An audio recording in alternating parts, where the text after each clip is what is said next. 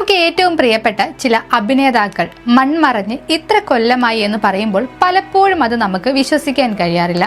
കാരണം അവർ അനശ്വരമാക്കിയ നിരവധി കഥാപാത്രങ്ങളെ പല പ്ലാറ്റ്ഫോമുകളിലൂടെയും ഇപ്പോഴും കണ്ടുകൊണ്ടിരിക്കുന്നു എന്നതാണ് അതിനൊരു കാരണം. അത്തരത്തിൽ നമ്മളെ ഏറെ ചിന്തിപ്പിക്കുകയും ചിരിപ്പിക്കുകയും ചെയ്ത ഒരു നടനാണ് കൊച്ചിൻ ഹനീഫ.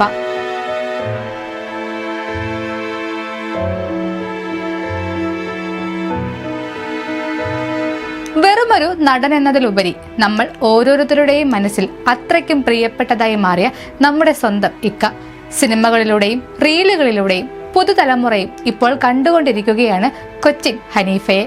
2010 ഫെബ്രുവരി 2 അദ്ദേഹത്തിന്റെ വിയോഗം. അതേ നീണ്ട 16 വർഷങ്ങളായി അദ്ദേഹം നമ്മെ വിട്ടു പിരിഞ്ഞിട്ട്.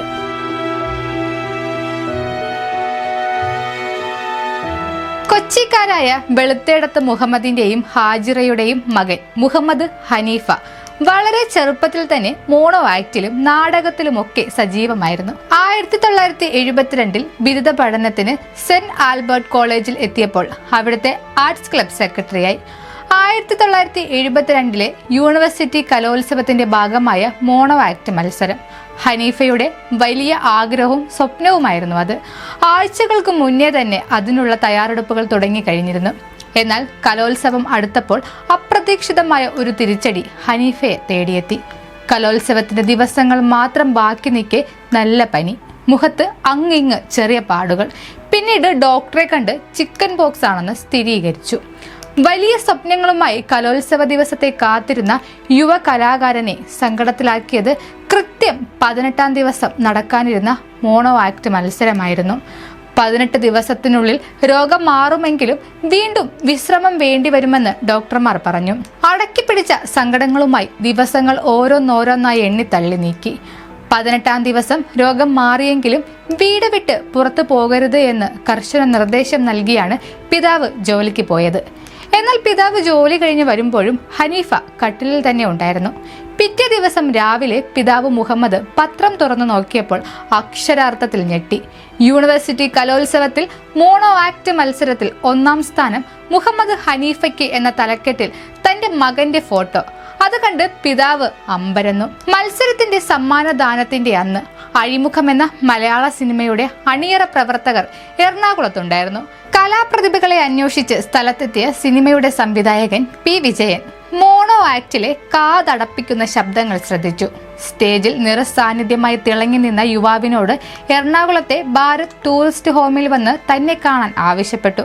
അവിടെ ചെന്നപ്പോഴാണ് തനിക്ക് സിനിമയിൽ അവസരം ലഭിക്കാനുള്ള വരവാണെന്ന് ഹനീഫ പോലും അറിയുന്നത്.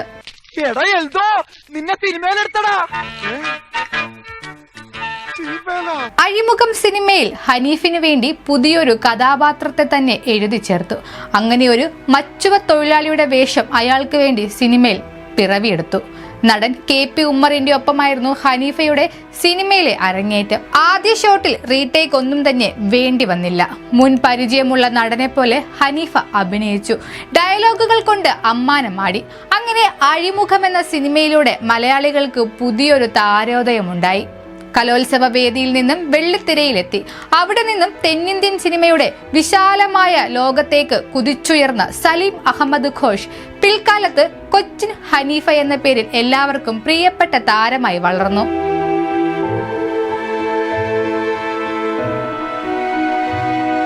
സ്വതസിദ്ധമായ ശൈലിയിൽ ലഭിച്ച എല്ലാ വേഷങ്ങളും മനോഹരമാക്കി നമ്മെ രസിപ്പിച്ചു.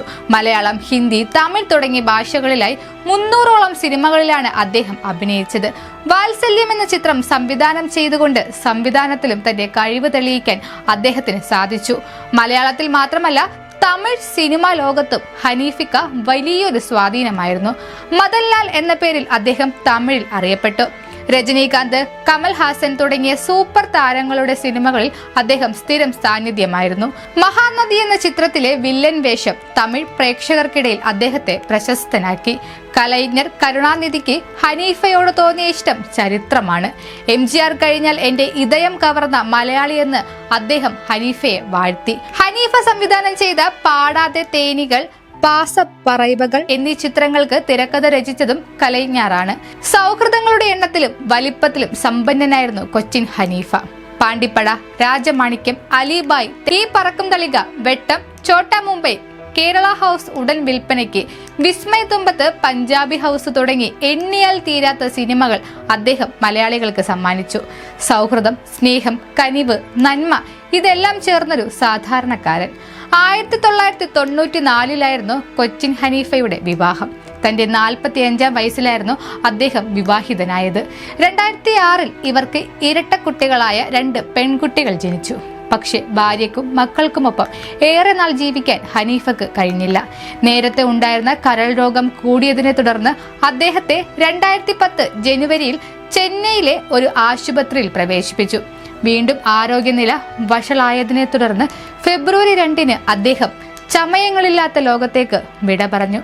ചലച്ചിത്ര രംഗത്തെ സഹപ്രവർത്തകരും ജനപ്രതിനിധികളും സാധാരണക്കാരുമടക്കം ആയിരങ്ങളാണ് അന്ന് ഹനീഫയെ അവസാനമായി ഒന്ന് കാണാൻ ഒഴുകിയെത്തിയത്. തിളക്കത്തിലെ ഗുണ്ടാ ഭാസ്കരൻ, പഞ്ചാബി ഹൗസിലെ ഗംഗാധരൻ, ഈ പറക്കും തളികയിലെ വീരപ്പൻ കുറിപ്പ്, ഫ്രണ്ട്സിലെ സുന്ദരേശൻ, CID മൂസയിലെ വിക്രമൻ, മാന്നാർ മത്തായി സ്പീക്കിംഗിലെ എൽദോ, കിളിച്ചുണ്ടൻ മാമ്പഴത്തിലെ ഹാജി, സ്വപ്നക്കൂടിലെ ഫിലിപ്പോസ് അങ്കിൾ, മഴത്തുള്ളി കിലുക്കത്തിലെ മാത്തുക്കുട്ടി, രാജമാണിക്യത്തിലെ വർഗീസ്, അങ്ങനെ എത്രയോ പ്രിയപ്പെട്ട കഥാപാത്രങ്ങൾ.